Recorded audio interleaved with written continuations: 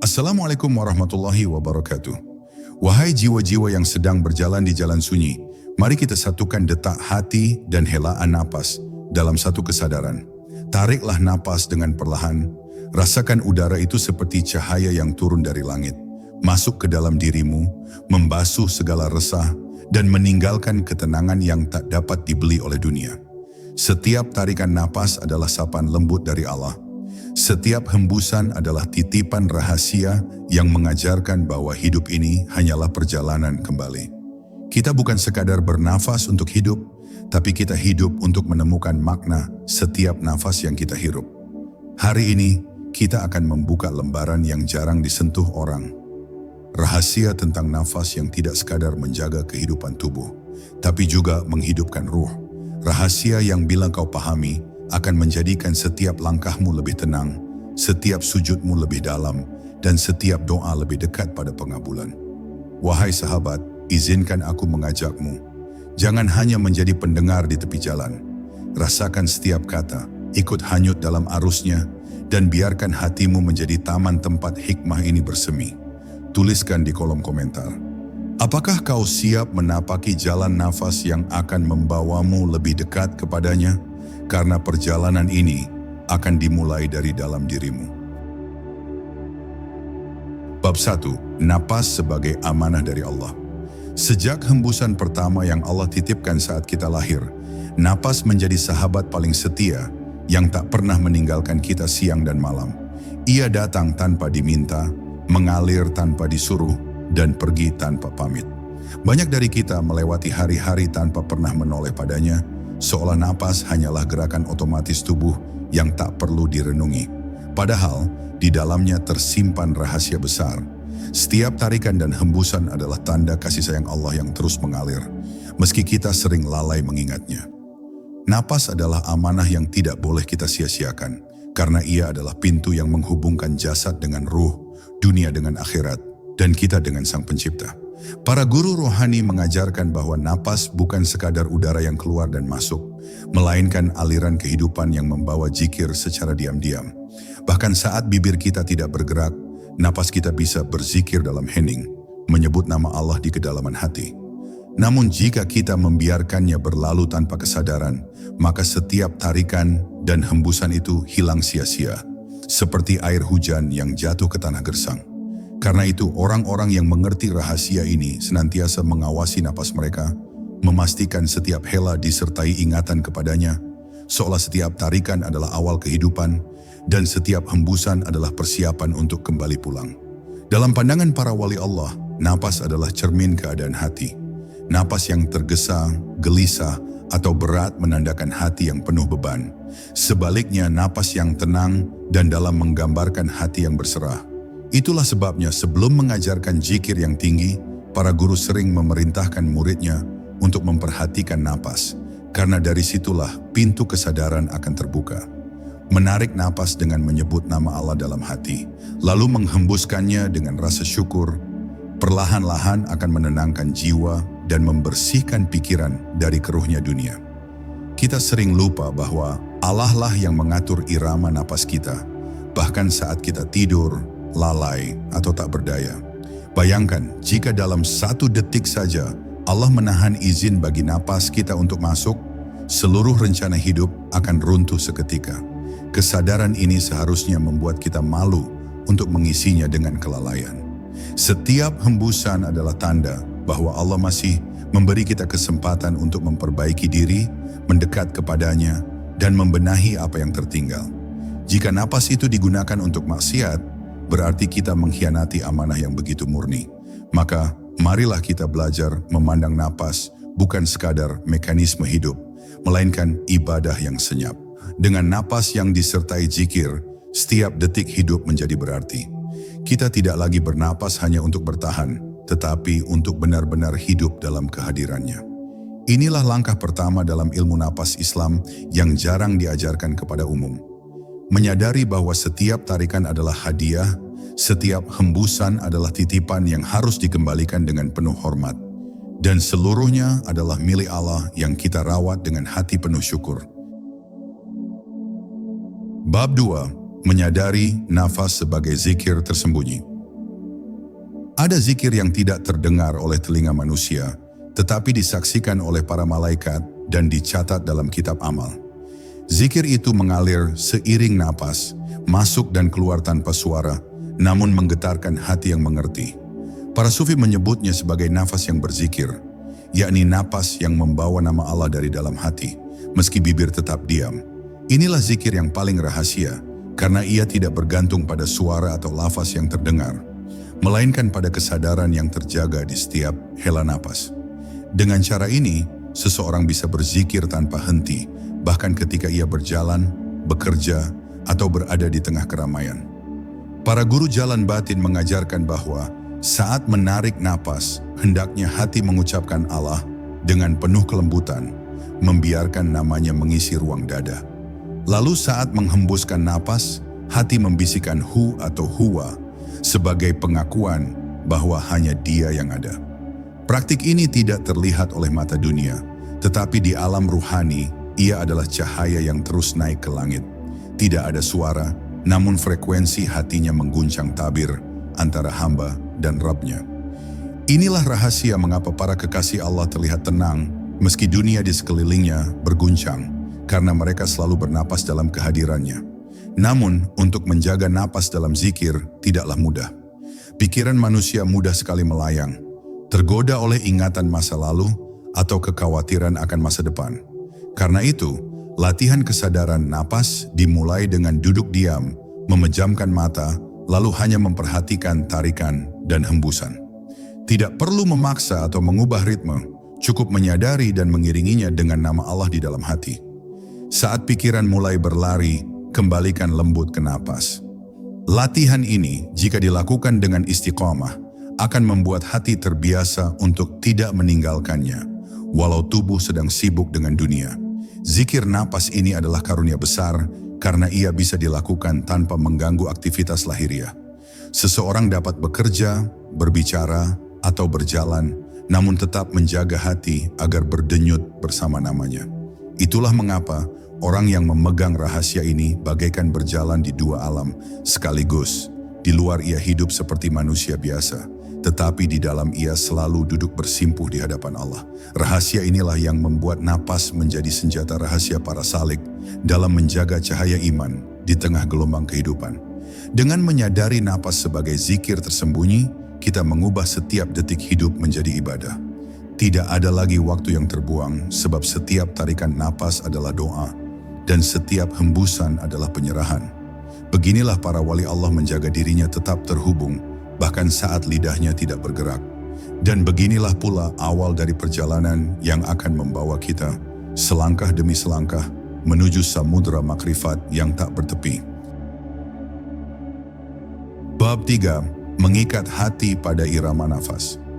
Ada satu rahasia yang hanya diketahui oleh mereka yang pernah duduk lama dalam diam, bahwa napas memiliki iramanya sendiri dan hati dapat diikat padanya seperti perahu yang mengikuti arus sungai. Jika kita memperhatikan napas tanpa tergesa-gesa, kita akan menemukan pola yang unik seperti ayunan yang tenang membawa pikiran perlahan menuju hening. Pada titik inilah hati mulai ikut bergerak seirama, dan perlahan-lahan tali pengikatnya tidak lagi pada dunia, melainkan pada kesadaran akan Allah. Mengikat hati pada napas berarti membiarkan setiap tarikan menjadi undangan untuk mendekat, dan setiap hembusan menjadi tanda menyerah kepadanya. Para guru yang menguasai ilmu ini mengajarkan bahwa hubungan antara napas dan hati adalah seperti hubungan antara penabuh rebana dan penari. Hati hanya akan bergerak sesuai ketukan napas. Jika napas tergesa, hati menjadi kacau.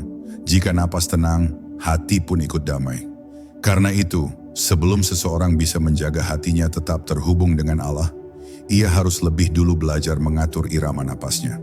Tidak untuk dibuat-buat atau dipaksa, melainkan untuk diselaraskan dengan rasa tunduk, seperti seorang hamba yang duduk bersimpuh di hadapan tuannya. Latihan ini sederhana, tetapi membutuhkan ketekunan yang luar biasa. Duduklah dengan punggung tegak, mata tertutup, dan letakkan seluruh perhatian pada napas yang keluar masuk. Saat menarik napas, bayangkan cahaya rahmat Allah masuk melalui hidung, menyebar ke seluruh tubuh. Saat menghembuskan napas, bayangkan segala gelisah, marah, dan kesedihan keluar meninggalkan diri. Lakukan ini perlahan hingga napas menjadi lebih dalam dan hati mulai mengikuti iramanya. Inilah salah satu kunci agar hati dapat tetap hadir, bahkan di tengah riuhnya dunia. Bila latihan ini dilakukan dengan istiqomah, akan muncul satu rasa yang sulit dijelaskan dengan kata-kata. Rasanya seperti berada di bawah teduhnya pohon besar di tengah padang pasir, sejuk, aman, dan penuh perlindungan. Hati tidak lagi mudah terseret oleh ombak emosi, karena ia telah belajar mengikuti ketukan yang tidak terganggu oleh kebisingan luar. Dalam keadaan ini, zikir akan mengalir seperti air yang menemukan jalannya sendiri, tanpa dipaksa, tanpa dipanggil. Ia hanya hadir bersama napas dalam keheningan yang penuh cahaya. Mengikat hati pada irama napas adalah langkah penting menuju penguasaan ilmu napas dalam Islam. Karena dari sinilah seseorang dapat menjaga kesadaran ilahinya di setiap waktu. Bahkan ketika tubuh sedang bergerak dan mata melihat dunia, hati tetap duduk di tempat yang sama, bersama Allah, mengikuti irama yang Dia tetapkan dan tidak lagi bergantung pada apapun selainnya. Bab 4. Nafas sebagai jembatan antara jasad dan ruh. Setiap tarikan napas adalah pertemuan dua dunia. Dunia jasad yang terbuat dari tanah dan dunia ruh yang berasal dari tiupan ilahi. Saat kita menarik napas, udara yang masuk bukan hanya memberi kehidupan pada tubuh, tetapi juga membawa pesan-pesan halus dari alam ruhani. Para arif billah memahami bahwa napas adalah jembatan yang menghubungkan kedua alam ini. Selama kita hidup, jembatan itu terbentang, mengizinkan kita untuk menerima cahaya dari langit dan mengalirkannya ke bumi. Namun, jembatan ini sering dilalui tanpa kita sadari, hingga ia terasa seperti jalan biasa, padahal ia adalah lorong menuju Allah. Banyak orang mencari jalan untuk merasakan kehadiran Allah, namun lupa bahwa jalan itu telah ada dalam dirinya sejak ia diciptakan. Nafas adalah salah satu tanda paling nyata dari keberadaannya, karena ia terus mengalir tanpa henti, meski kita lalai. Jika kita mau berhenti sejenak dan memperhatikannya, kita akan menemukan bahwa setiap tarikan napas adalah izin dari Allah, dan setiap hembusan adalah kesempatan untuk membersihkan diri. Dengan kesadaran ini, napas menjadi bukan sekadar kebutuhan hidup, melainkan ibadah yang berlangsung terus-menerus. Para wali mengajarkan bahwa saat kita bernapas dengan kesadaran penuh, kita sedang melintasi jembatan itu. Setiap langkah di jembatan ini membawa kita menjauh dari kelalaian dan semakin dekat dengan keheningan yang penuh rahmat. Mereka yang mampu menempuh perjalanan ini akan merasakan bahwa batas antara jasad dan ruh mulai memudar. Apa yang sebelumnya dianggap terpisah, kini menyatu dalam satu kesadaran bahwa segala sesuatu berasal dari Allah dan kembali kepadanya. Tetapi seperti jembatan yang sempit, tidak semua dapat melintasinya dengan mudah. Diperlukan kesabaran untuk melatih pikiran agar tidak terburu-buru dan melatih hati agar tidak gelisah. Nafas yang bergegas akan membuat kita tersandung, sementara napas yang tenang dan terjaga akan membawa kita selamat sampai ke ujung. Itulah sebabnya para guru sering mengajarkan muridnya untuk menjadi penjaga napas sebelum menjadi penjelajah ruh. Sebab tanpa menjaga napas, kita mudah terperangkap dalam hiruk-pikuk dunia yang menutup pandangan hati. Mengerti bahwa napas adalah jembatan antara jasad dan ruh membuat kita tidak lagi menganggapnya biasa. Kita mulai menjaganya, memuliakannya, dan mengisinya dengan kesadaran akan Allah. Dari sinilah ilmu napas dalam Islam menemukan maknanya yang sejati. Ia bukan sekadar teknik, tetapi kesadaran penuh bahwa setiap tarikan adalah langkah mendekat dan setiap hembusan adalah penyerahan tanpa sisa kepada Sang Pemilik hidup. Bab 5. Nafas para wali yang menembus dinding hati. Para wali Allah memahami satu rahasia yang tidak dimengerti oleh kebanyakan manusia, bahwa napas dapat menjadi anak kunci untuk membuka pintu hati. Bagi mereka, hati bukan sekadar pusat perasaan, melainkan istana yang harus dibersihkan sebelum cahaya ilahi masuk. Namun pintu istana ini sering tertutup oleh debu kesibukan dunia hingga sinar tidak bisa menembusnya. Napas yang dijaga dengan zikir adalah seperti embusan angin suci yang perlahan-lahan menyapu debu itu, membiarkan pintu hati terbuka sedikit demi sedikit, hingga akhirnya cahaya menyinari seluruh ruang di dalamnya.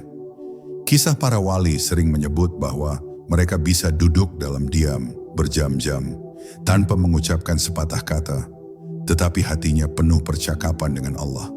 Rahasianya ada pada napas yang terjaga. Setiap tarikan membawa lafaz yang disembunyikan di lubuk hati. Setiap hembusan menghapus segala lintasan yang mengganggu. Mereka tidak membiarkan satu pun napas lewat tanpa makna. Itulah sebabnya, meski raga mereka hadir di dunia, hati mereka selalu berada di hadapan Rabb-Nya. Napas yang demikian bukan sekadar diatur secara fisik. Ia dibangun dari kesabaran, ketekunan, dan keikhlasan. Para wali tidak memulai dengan teknik yang rumit, melainkan dengan niat yang murni. Ya Allah, aku ingin setiap napasku menjadi milik-Mu. Niat ini menjadi tali yang mengikat hati kepada napas, hingga setiap hela menjadi persembahan. Dari sinilah muncul kekuatan batin yang membuat mereka mampu menembus batas-batas indera biasa, melihat dengan mata hati, dan merasakan apa yang tersembunyi dari pandangan orang lain. Bila hati sudah terbuka oleh napas yang dijaga, maka ia menjadi seperti sumur yang jernih. Airnya memantulkan cahaya, dan siapapun yang meneguknya akan merasakan kesejukan yang tidak pernah ia temui sebelumnya. Inilah mengapa duduk di dekat seorang wali sering membuat hati menjadi tenang, karena napasnya membawa getaran zikir yang menular kepada siapapun di sekitarnya. Nafas mereka bukan hanya menghidupkan diri sendiri, tetapi juga menghidupkan hati orang lain. Menyadari hal ini, kita mulai memahami bahwa napas tidak hanya memberi kehidupan pada jasad, tetapi juga mampu menghidupkan hati yang mati. Jika kita mau belajar menjaga napas seperti para wali, maka perlahan-lahan dinding hati kita akan mulai retak, dan cahaya itu akan menemukan jalannya masuk. Saat itulah kita akan mengerti bahwa ilmu napas bukan sekadar rahasia yang diajarkan, tetapi pengalaman yang harus dihidupkan dalam setiap hela kehidupan. Bab 6. Nafas sebagai senjata melawan gelapnya hati. Hati manusia ibarat taman. Bila dirawat, ia akan dipenuhi bunga dan wangi kebaikan. Namun bila dibiarkan, ia akan ditumbuhi rumput liar, bahkan ditutupi kabut kelam. Kegelapan hati ini sering datang perlahan, dibawa oleh amarah, iri, kesombongan, atau kelalaian yang terus-menerus. Disinilah napas yang disertai zikir berperan sebagai senjata. Ia bekerja seperti angin yang meniup kabut, memberi ruang bagi cahaya untuk kembali masuk. Setiap tarikan napas dengan kesadaran adalah seperti menghirup rahmat, dan setiap hembusan adalah mengusir kotoran yang menempel di dinding hati. Para guru sufi sering mengajarkan muridnya untuk menggunakan napas sebagai penopang kesabaran. Saat hati mulai gelap oleh amarah atau duka, tariklah napas dalam-dalam sambil mengingat nama Allah, lalu hembuskan dengan penuh kesadaran. Gerakan sederhana ini, bila dilakukan dengan hati yang hadir, dapat memutus rantai kemarahan sebelum ia berubah menjadi perbuatan. Dengan cara ini, napas menjadi penjaga gerbang hati, memastikan tidak ada kegelapan yang masuk tanpa disadari.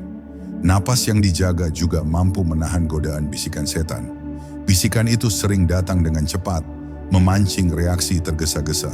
Namun jika seseorang telah terbiasa berhenti sejenak, menarik napas, dan mengingat Allah sebelum bertindak, ia akan melihat segalanya dengan lebih jernih. Para wali menyebut ini sebagai titik jeda ilahi. Momen singkat di mana kita memilih untuk tidak tunduk pada bisikan gelap, tetapi kembali kepada cahaya. Titik jeda ini hanya dapat muncul bila napas telah dilatih untuk menjadi teman dalam setiap keadaan. Selain menjadi perisai, napas juga menjadi pedang yang memutus akar keburukan. Dalam setiap hembusan zikir, hati perlahan-lahan membersihkan diri dari sifat-sifat yang merusak. Ini bukan pekerjaan sehari atau seminggu, tetapi perjalanan panjang yang membutuhkan kesetiaan. Namun, semakin lama kita berjalan di jalan ini, semakin terasa bahwa beban hati menjadi ringan dan cahaya mulai mengalahkan gelap yang dulu menguasai. Dengan memahami napas sebagai senjata melawan gelapnya hati, kita tidak lagi melihatnya hanya sebagai alat hidup, tetapi sebagai benteng yang selalu siaga. Selama napas masih ada, selama udara masih keluar dan masuk, kita memiliki kesempatan untuk melawan, membersihkan, dan kembali mendekat kepada Allah. Disinilah napas menjadi anugerah yang tak ternilai, senjata yang sunyi, namun ampuh untuk menjaga hati tetap bercahaya di tengah dunia yang seringkali gelap. Bab 7, nafas yang membuka pintu ketenangan jiwa. Ketenangan jiwa bukanlah sesuatu yang bisa dibeli atau diwarisi, melainkan buah dari perjalanan panjang mengenal diri dan Tuhannya. Banyak orang mencarinya di luar diri, berharap menemukan kedamaian pada harta, jabatan, atau pujian manusia. Namun para arif billah memahami bahwa ketenangan sejati berada di tempat yang sangat dekat, di dalam napas yang terjaga. Saat napas mengalir dengan lembut, diiringi ingatan kepada Allah, hati perlahan memasuki keadaan hening yang tidak terganggu oleh hiruk-pikuk dunia. Inilah pintu ketenangan yang jarang dibuka oleh kebanyakan manusia. Napas yang disadari membawa kita kembali ke saat ini. Ia menarik kita keluar dari penyesalan masa lalu dan kekhawatiran masa depan. Saat kita benar-benar hadir dalam tarikan dan hembusan napas, hati mulai merasakan nikmatnya berada bersama Allah tanpa gangguan. Tidak ada yang lebih penting pada detik itu selain napas yang sedang kita hirup sebagai tanda kasih sayangnya. Kesadaran ini membuat kita mengerti bahwa hidup tidak perlu selalu berlari. Kadang kita hanya perlu duduk diam, bernapas, dan membiarkan Allah yang mengatur segalanya. Para guru sufi mengibaratkan napas yang terjaga seperti seorang ibu yang menimang bayinya. Setiap ayunan penuh kelembutan, penuh rasa aman tanpa tergesa. Begitu pula hati yang mengikuti irama napas akan merasakan pelukan kasih sayang ilahi. Di dalamnya tidak ada kegelisahan, karena ia tahu bahwa setiap detik adalah miliknya, dan tidak ada yang dapat terjadi tanpa izinnya. Inilah rasa tenang yang tidak bisa diganggu oleh kebisingan dunia, karena ia lahir dari dalam, bukan dari luar. Namun ketenangan ini bukan berarti kita lepas dari ujian hidup. Dunia tetap berputar, badai tetap datang, dan persoalan tetap hadir. Bedanya, hati yang telah mengenal napas sebagai pintu ketenangan tidak lagi panik ketika badai tiba.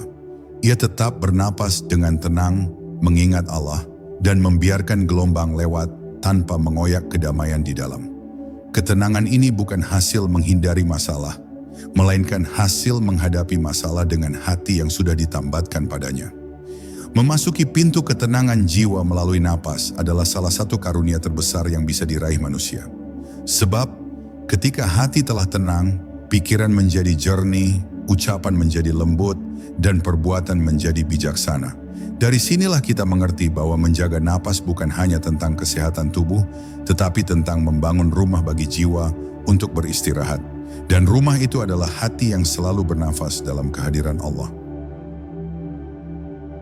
Bab 8, nafas sebagai jembatan menuju nur. Ada rahasia yang jarang sekali dijelaskan, bahkan oleh guru-guru yang berpengalaman. Setiap tarikan nafas bukan hanya memindahkan udara, tetapi juga menggerakkan partikel cahaya yang tak terlihat oleh mata biasa. Dalam keheningan zikir, ketika nafas mulai teratur dan hati terfokus, maka di antara tarikan dan hembusan, itu terselip sebuah jembatan menuju nur. Nur ini bukan cahaya yang berasal dari matahari atau lampu, melainkan cahaya batin yang mengalir dari sumber ilahi. Seperti seorang musafir yang menemukan jembatan di tengah jurang luas, begitulah nafas menjadi penghubung antara kesadaran dunia dan kesadaran langit. Bagi yang mampu merasakannya, setiap hembusan terasa seperti bisikan rahmat yang lembut, seolah Allah sedang mengusap hatinya. Ketika seseorang menghayati nafasnya dengan penuh kesadaran, ia akan merasakan bahwa udara yang masuk dan keluar memiliki rasa yang berbeda. Nafas yang masuk membawa sejuk dan ketenangan, nafas yang keluar melepaskan beban dan kegelapan hati. Dalam proses ini, tubuh mulai selaras dengan getaran doa yang tidak diucapkan dengan bibir, tetapi dikumandangkan oleh ruh. Inilah salah satu alasan mengapa para wali memandang nafas sebagai kendaraan ruhani yang paling dekat dengan fitrah manusia. Jika hati diibaratkan sebagai taman, maka nafas adalah air yang menghidupkan setiap helai rumput dan bunga di dalamnya. Tanpa nafas yang disadari, taman itu akan kering dan bunga-bunga ruhani akan layu. Di dalam ajaran para sufi, terdapat pemahaman bahwa nafas yang penuh kesadaran dapat menembus lapisan-lapisan batin hingga mencapai titik di mana cahaya ilahi mulai memancar dari dalam dada. Proses ini tidak terjadi dalam sekejap. Ia memerlukan latihan, kesabaran, dan niat yang murni. Ketika seorang murid mulai menyelami nafasnya, ia sedang mengetuk pintu cahaya itu sedikit demi sedikit. Dalam tahap-tahap awal, mungkin hanya terasa tenang, damai, atau berat di dada. Namun, lambat laun, ketika hati mulai bersih, akan muncul sinar halus yang tak bisa dijelaskan dengan kata-kata. Sinar itu adalah tanda bahwa nur ilahi telah menemukan jalannya menuju sang hamba. Ada pula rahasia bahwa jembatan nafas ini tidak bisa dilalui jika hati masih dipenuhi rasa benci, iri, atau kebencian terhadap sesama. Sebab cahaya hanya mengenal keindahan dan kelembutan. Ia enggan menembus hati yang gelap. Maka, sebelum melatih nafas, seseorang harus membersihkan hatinya terlebih dahulu. Zikir, istighfar, dan doa yang tulus adalah sapu yang menyapu kotoran batin itu. Setelah hati mulai lapang, barulah jembatan cahaya itu dapat dilalui, dan sang hamba akan merasakan dirinya berada di bawah pancaran kasih sayang yang tak pernah putus. Mereka yang telah melangkah di jembatan ini menggambarkannya seperti berjalan di antara dua dunia. Satu dunia di mana kaki masih berpijak di tanah, dan dunia lain di mana ruh sudah berenang di samudera cahaya. Nafas menjadi pendamping setia dalam perjalanan itu, menjaga agar ruh tidak tersesat dan hati tidak tergelincir. Inilah mengapa ilmu nafas dalam Islam bukan hanya soal kesehatan tubuh, tetapi juga soal keselamatan ruh. Karena pada akhirnya, jembatan itu akan membawa sang hamba menuju rumah asalnya, hadirat Allah yang abadi, tempat di mana setiap tarikan nafas adalah zikir, dan setiap hembusan adalah doa yang terjawab. Bab 9. Nafas sebagai penyerahan total kepada Allah. Dalam perjalanan panjang memahami ilmu nafas dalam Islam, kita pada akhirnya tiba pada satu kesadaran yang tak dapat dihindari, bahwa setiap tarikan dan hembusan nafas adalah bentuk penyerahan total kepada Allah. Tidak ada satu pun denyut kehidupan yang berlangsung di luar kehendaknya. Nafas bukan sekadar udara yang masuk dan keluar dari tubuh, tetapi adalah tanda bahwa kita sedang dihidupkan oleh kasih sayangnya.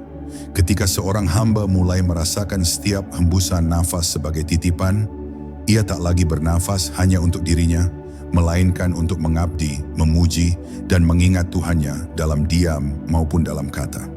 Inilah nafas yang menyatu dengan niat suci. Nafas yang membawa kita kepada pengakuan bahwa kita hanyalah hamba yang bergantung sepenuhnya pada Sang Pencipta. Penyerahan total ini membutuhkan pelepasan ego, sebab selama kita masih merasa memiliki kendali penuh atas hidup, kita akan terus membawa beban yang berat. Nafas dalam yang Islami mengajarkan bahwa kita hanya mengelola, sementara Allah lah yang memegang kendali sepenuhnya. Di titik ini seseorang mulai menyadari bahwa bahkan kekuatan untuk menarik nafas pun bukan datang dari dirinya sendiri, melainkan hadiah yang diberikan setiap detik tanpa kita pinta. Kesadaran ini membuat hati menjadi lembut, karena tak ada lagi ruang untuk kesombongan. Nafas menjadi sarana tunduk, dan setiap udara yang mengisi paru-paru menjadi penanda bahwa kita masih diberi kesempatan untuk memperbaiki diri. Ketika seorang hamba menghidupkan nafasnya dengan kesadaran ini, setiap hirupan menjadi seperti doa yang tak bersuara. Tarikan nafas adalah, "Ya Allah, aku menerima takdir-Mu," dan hembusannya adalah, "Aku serahkan semua urusanku padamu." Begitu ia terus mengalir dalam pola ini, maka lahirlah ketenangan yang sulit digoyahkan oleh keadaan luar. Gelombang masalah mungkin datang, tetapi hatinya tak lagi terguncang, karena ia telah belajar bernafas di bawah lindungan takdir Allah. Inilah yang dimaksud para sufi ketika mengatakan bahwa zikir nafas adalah jembatan menuju ridha.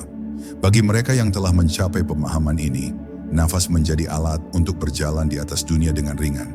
Tidak ada lagi ketakutan berlebihan terhadap kehilangan, karena yang menjaga adalah Allah. Tidak ada lagi kegelisahan berlebihan tentang masa depan, karena yang menentukan adalah Allah. Bahkan saat menghadapi sakit atau kematian, ia tetap bernafas dalam ketenangan, sebab setiap helaan terakhir pun diyakini sebagai jemputan kasih sayang. Nafas yang pasrah tidak lagi mencari kepastian di dunia, tetapi menemukan kepastian dalam pelukan takdir ilahi. Pada akhirnya, penyerahan total ini membawa seseorang pada puncak perjalanan ruhani, merasa cukup hanya dengan Allah. Tidak lagi haus akan pengakuan manusia, tidak lagi lapar akan pujian dunia, dan tidak lagi terikat pada rasa takut kehilangan harta atau kekuasaan. Nafas menjadi sahabat setia yang mengingatkan bahwa kita ada karena Dia dan kita kembali pun kepadanya. Inilah keindahan yang tak dapat dibeli atau diwariskan kecuali melalui pengalaman langsung. Nafas yang benar-benar hidup dalam keridhaan Allah. Nafas yang membuat setiap detik menjadi ibadah tanpa henti. Bab 10. Nafas sebagai amanah dan janji yang harus dijaga. Nafas bukan hanya sekadar mekanisme hidup, melainkan amanah yang akan dimintai pertanggungjawaban di hadapan Allah kelak. Sejak pertama kali ruh ditiupkan ke dalam janin, hingga nafas terakhir yang mengakhiri perjalanan di dunia, setiap tarikan dan hembusan adalah bagian dari perjanjian rahasia antara hamba dan Tuhannya. Di setiap nafas Allah memberikan kesempatan baru untuk berzikir, bertaubat, dan mendekatkan diri padanya. Namun banyak yang membiarkan nafas berlalu sia-sia, dipenuhi keluh kesah atau kesombongan, bukan syukur dan kesadaran. Menyadari hal ini adalah langkah awal untuk menjaga nafas sebagai amanah yang suci. Seorang guru sufi pernah berkata, "Jika engkau ingin mengetahui sejauh mana hubunganmu dengan Allah, perhatikanlah bagaimana engkau menghirup dan melepaskan nafasmu. Nafas yang penuh kesadaran akan membawa ketenangan batin, dan ketenangan itu menjadi jalan menuju ma'rifat. Sebaliknya, nafas yang dipenuhi amarah, iri dan lalai hanya akan menjauhkan hati dari cahayanya." Ilmu nafas dalam Islam bukanlah sekadar teknik pernapasan, melainkan seni menjaga kesucian hati melalui kesadaran di setiap tarikan dan hembusan. Maka menjaga nafas berarti menjaga hubungan langsung dengan Sang Pencipta. Para ulama terdahulu mengajarkan, nafas yang dijaga dengan zikir akan menjadi saksi yang membela kita di hadapan Allah. Ia akan berkata, "Ya Rabb, aku pernah menjadi kendaraan zikirnya, aku pernah membawa doa dan syukurnya." Bayangkan, jika setiap nafas menjadi saksi kebaikan, betapa indahnya catatan amal yang kita bawa. Inilah mengapa para ahli hakikat menekankan bahwa kesadaran nafas adalah ibadah yang tak terputus, sebuah sholat batin yang berlangsung sepanjang hayat. Bukan hanya di masjid atau saat sholat, tetapi di setiap momen hidup. Di penghujung perjalanan ini, kita akan sadar bahwa nafas bukan milik kita, melainkan pinjaman yang suatu saat akan diambil kembali. Dan ketika saat itu tiba, tidak ada yang lebih berharga selain memastikan bahwa nafas terakhir kita berisi kalimat yang diridainya.